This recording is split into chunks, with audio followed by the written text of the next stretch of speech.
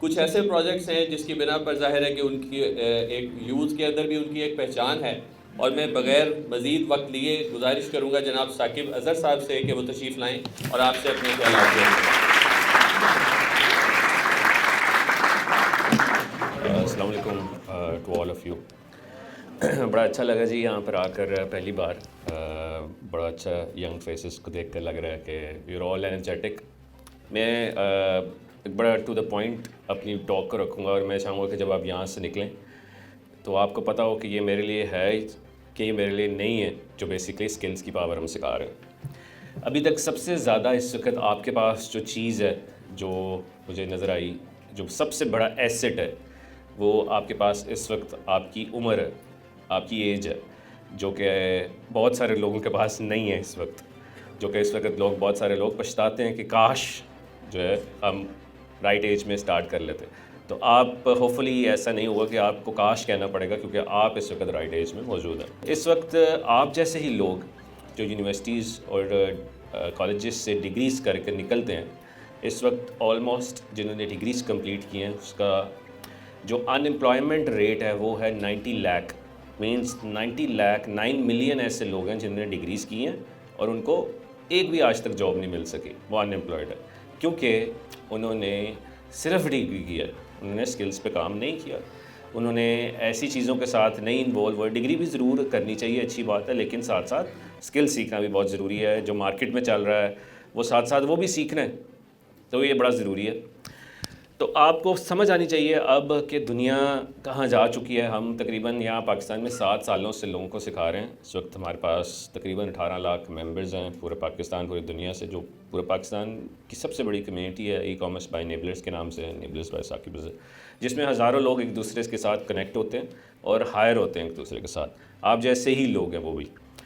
अब मकसद यह है कि मैं क्या करूँ, मेरे लिए क्या है, राइट। तो बहुत सारे लोगों के पास ये क्वेश्चन होगा कि मेरे लिए क्या है और मैं क्या रोड मैप चूज़ करूँ।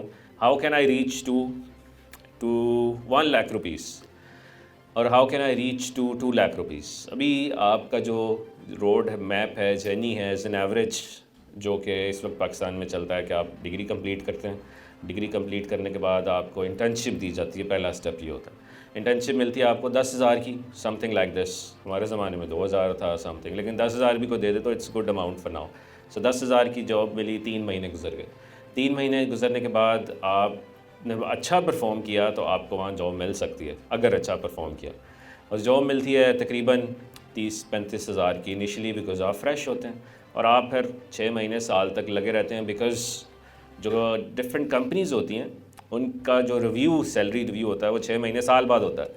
तो आप एक साल बाद जो है वो तकरीबन रिव्यू जब लेते हैं तो आपने अच्छा परफॉर्म किया है अगर, तो आप फिर आते हैं 60-70,000 रुपीज़ में एक साल में। फिर अगले साल काम करते रहते हैं, राइट। और फिर तकरीबन अच्छा काम किया तो कितनी सैलरी में पहुंचेंगे, 1 लाख तक पहुंच जाएंगे आप 2 सालों में, right. This is how it is. और वो आप किसी के लिए काम कर रहे हैं एज एन एम्प्लॉय। अगर अच्छा काम करते हैं, सुबह उठ रहे हैं 9 बजे और बेसिकली 6 बजे आपको ऑफ हो रहा है, तो अच्छी बात है, ये भी अच्छी बात है। जॉब करना बहुत सारे लोग कर रहे हैं, अच्छी बात है। सो 2 सालों में आप 1 लाख में पहुंचते हैं और फिर and then you move on and keep going in all this. तो हम जो वो फोकस करते हैं ज़्यादा, वो फोकस करते हैं कि अपना काम करना है। फ्रीलांसर बन सकते हैं अगर आपने ख़ुद से काम करना है, साथ साथ जॉब भी करनी है तो कर लें, लेकिन फ्रीलांसिंग भी करनी है। और इस वक्त पाकिस्तान में जो डॉलर का रेट है वो $300 है 1 लाख रुपया। $300 1 लाख रुपया, 280 पाउंड्स है 1 लाख रुपया।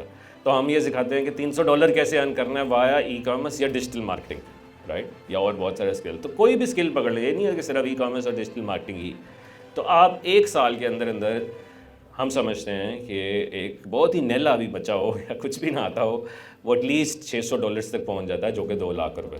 तो उन $600 इज़ बेसिकली नथिंग एक ऐसे बंदे के लिए जो अमेरिका में रहता है, क्योंकि आपने उसके साथ काम कर रहे हैं, आप वो आपको हायर कर रहा है, उसके लिए 600 रुपया है और आपके लिए 2 लाख रुपया, राइट। सो 2 लाख रुपया कैसे पहुंचना है, कौन से स्किल सीखने हैं, क्या इमर्जिंग टेक्नोलॉजीज चल रही हैं, ये सारा कुछ सीखना होगा आपको।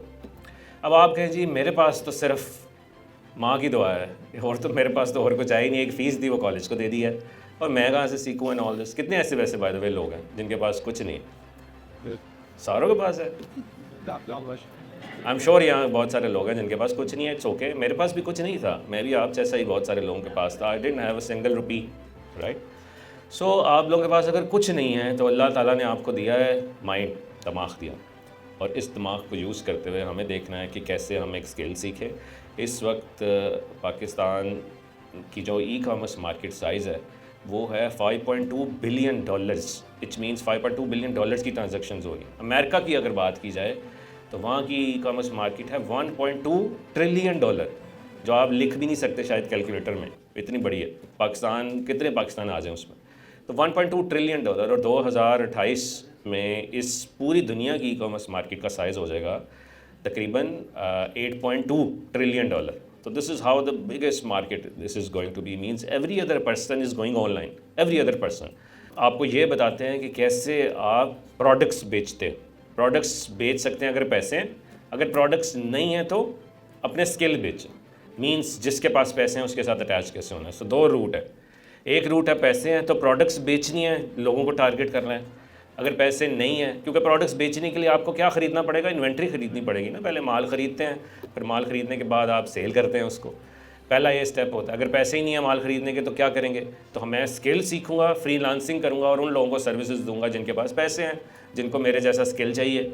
ठीक है जी, वो डिजिटल मार्केटिंग भी हो सकता है, ई कॉमर्स स्किल्स भी हो सकता है, इमेजेस बनाना भी हो सकता है, कंटेंट राइटिंग भी हो सकता है, प्रोडक्ट फाइंड करना भी हो सकता है, प्रोडक्ट सोर्सिंग करना भी हो सकता है, प्रोडक्ट की मार्केटिंग करना भी हो सकता है, यू नेम इट, राइट। सो आपके पास जो स्किल है वो आप उसको बेच सकते हैं। तो क्या करना है, अब दूसरा स्टेप क्या है, बेचना।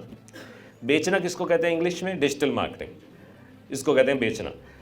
यानी कि कोई भी स्किल है उसको बेचना कैसे। इस वक्त पूरी दुनिया में 8 अरब लोग हैं, 8 billion people exist in this planet, और उस प्लैनेट में जहाँ हम रहते हैं 8 बिलियन में से 6 billion people are on social media.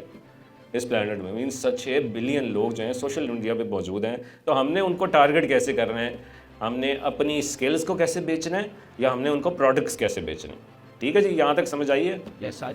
अब वो स्किल क्या कैसे बेचना है, फॉर एग्जांपल मैं कुछ स्टूडेंट्स की एग्जांपल देता हूँ।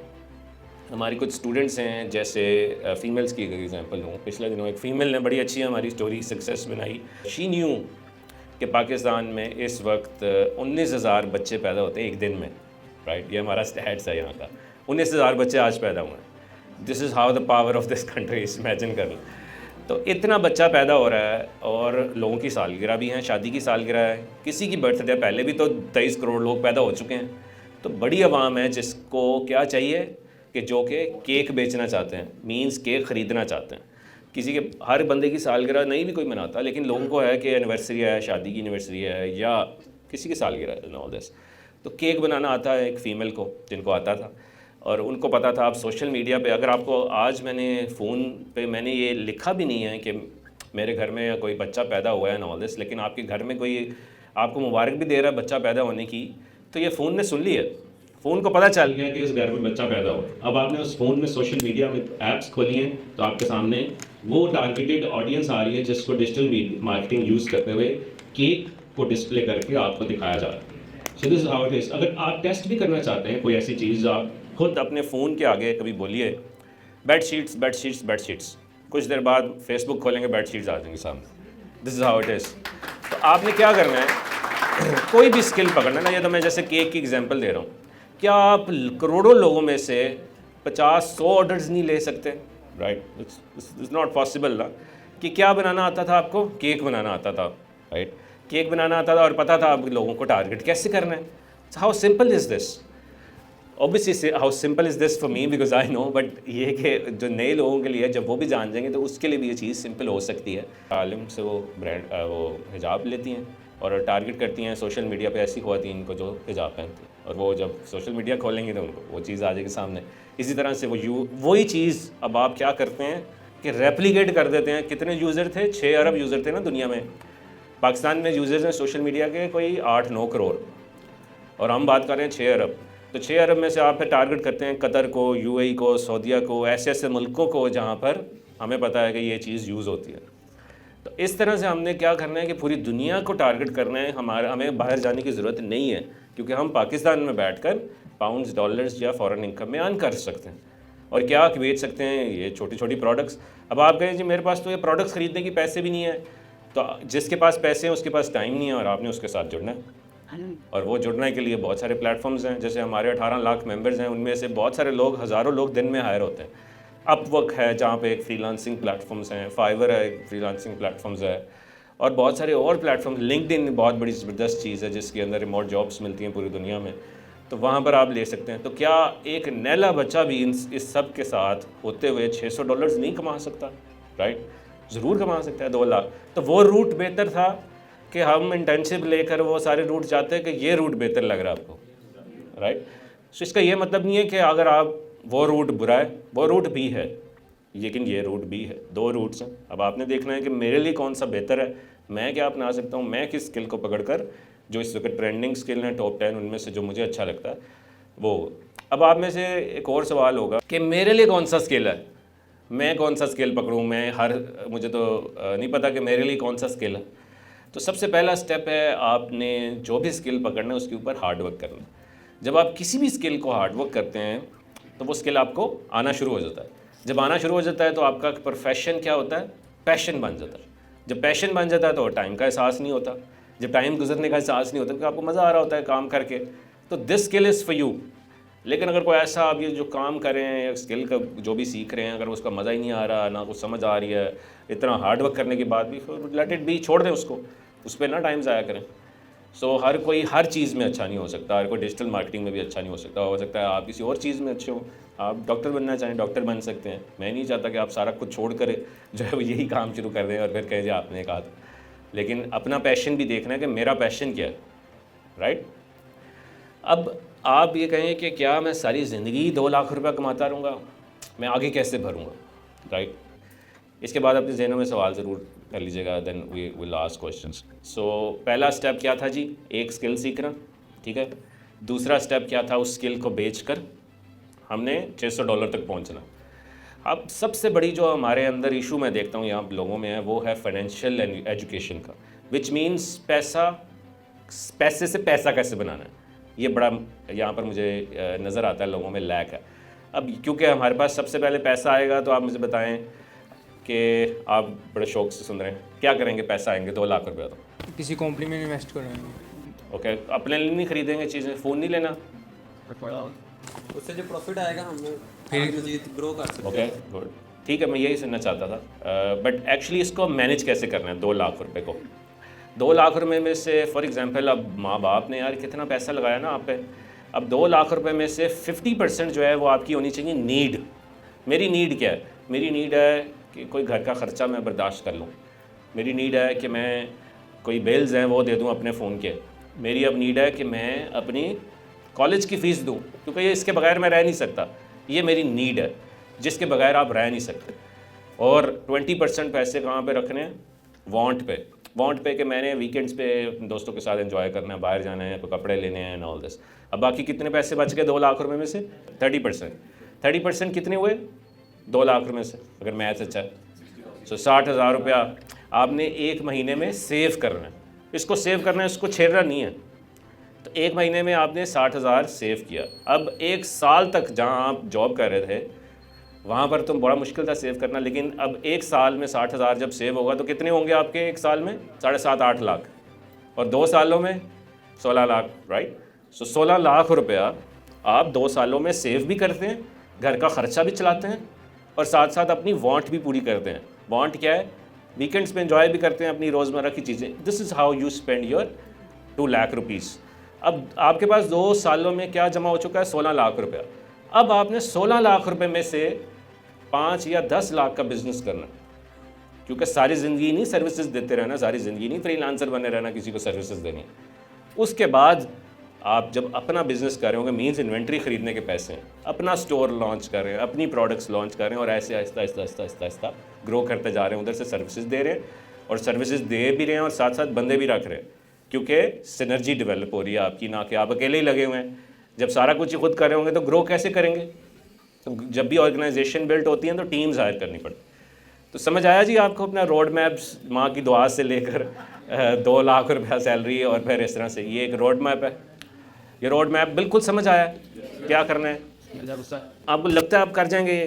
देखिए ये वही है कि कतरा कतरा करके ही जैसे दरिया बनता है, लेकिन असल जो कामयाब इंसान होता है वो कामयाब इंसान जो है हमेशा उसको रातें जागनी पड़ती हैं, मेहनत करनी पड़ती है। एक तो कामयाब इंसान दो तरह के होते हैं ना, एक होता है कि माँ बाप थे अमीर और वो विरासत में दे गए, या दादा दादी अमीर थे विरासत में दे गए, और मैं बड़ा यहाँ पे गाड़ियाँ या वो लेके बढ़िया मार रहा हूँ कि मैं जो है ये हूँ and I am proud of my money. ऐसी मनी का कोई फ़ायदा नहीं है।